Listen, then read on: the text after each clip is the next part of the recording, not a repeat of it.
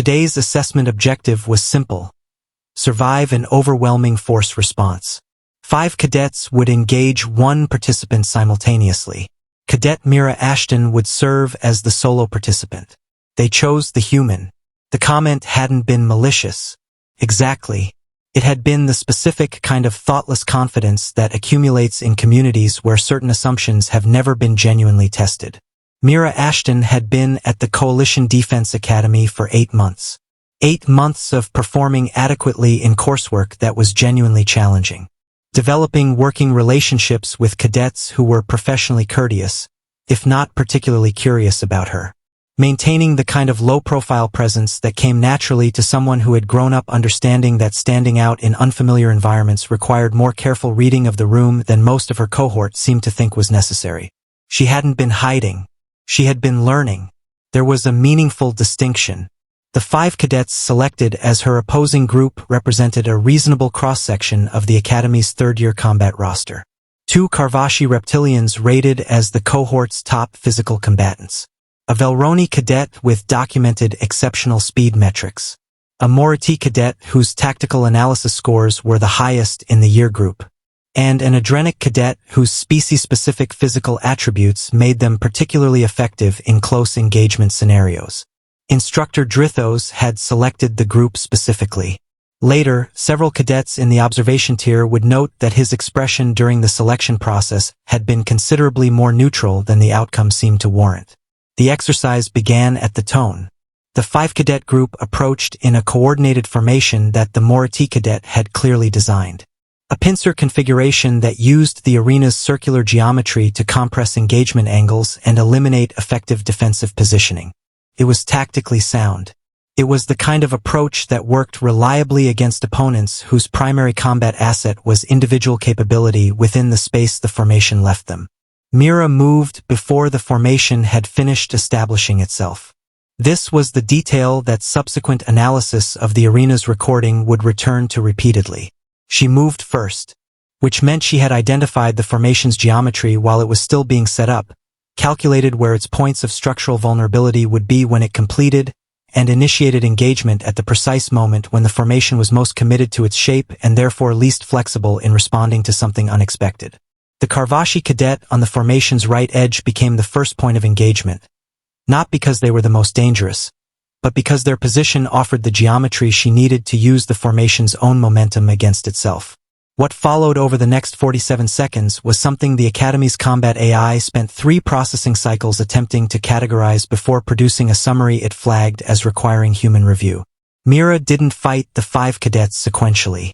She used each engagement to create conditions that shaped the next one, so that by the 4th contact, the cadet she engaged was reacting to positioning she had established 3 moves earlier. The Morati cadet, whose tactical analysis scores were the highest in the year group, recognized what was happening in real time and attempted to call adjustment commands to the remaining group members. The adjustment commands arrived approximately 1 decision cycle too late at each of the critical junctures. When the arena's tone sounded at 60 seconds, the floor looked the way it looked. The observation tier remained very quiet for approximately 4 seconds. Then the Velroni cadet, who was sitting upright in a yield position, lowered their raised hand, which was not technically required by arena protocol, but seemed like the appropriate gesture given the circumstances. Instructor Drithos stepped onto the arena floor and reviewed the medical drone's initial assessment readouts with the systematic attention of someone confirming that all participants would be functionally unharmed within standard recovery windows.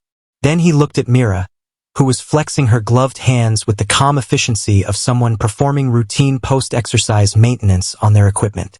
"Cadet Ashton," he said. "The assessment objective was survival for 60 seconds. "Understood," Meera replied. The assessment did not specify the condition of the opposing group at the 60-second mark. "No," Drithos agreed. "It didn't." He was quiet for a moment in the particular way experienced instructors become quiet when they're deciding how to document something the standard forms don't quite cover. "The Morati cadet recognized your approach pattern in real time," he said. "Adjustment commands were issued." "They were," Meera replied. The response window between their command and the relevant engagement was approximately 0.8 of a second. "I needed about half that." You calculated that during the engagement? I calculated it during the formation setup, Meera said. I confirmed it during the first contact. The observation tier had shifted from silence to a different quality of attention, the kind that fills a room when everyone collectively realizes that what they've just witnessed requires them to revise several things they thought they understood. Drithos filed his assessment report the following morning. The summary section contained 3 lines that the Academy's department head would later quote during a faculty development session. Cadet Ashton performed the exercise objective with outcomes substantially exceeding the assessment parameters. Her engagement approach reflects a combat philosophy developed under environmental pressure conditions that are not replicated by any current Academy curriculum. Recommend her training program be redesigned around challenge escalation rather than peer benchmarking. She is not operating on the same curve as her cohort. She is operating on a different curve that our measurement instruments were not built for. Meera read the assessment summary when it was formally shared with her. She noted the recommendation about redesigning her training and filed a polite request for the challenge escalation to begin the following week. It seemed like enough time to recover. The Karvashi cadet from the opposing group found her in the training facility 2 days later, which took some consideration on his part. His species' cultural framework around defeat was nuanced and not particularly oriented toward initiating conversation with the source of it. Your response window calculation, he said, 0.8 of a second. How did you establish that so early? Formation geometry, Meera replied. I've been watching how your species establishes combat formation spacing for 8 months. The response window is consistent within about 0.1 of a second once I know the formation type. He absorbed this. You've been studying us, he said. I've been learning the room, Meera replied. There's a distinction. The Karvashi cadet, whose name was Thrivak, and who would go on to have an interesting military career partly because of the lesson in humility that began here, continued the conversation for another 20 minutes. He sat down across from her and asked one question that turned into several. Meera answered every one of them. That was the distinction. Thrivak would later tell younger cadets that he had lost to Meera Ashton before the exercise even began.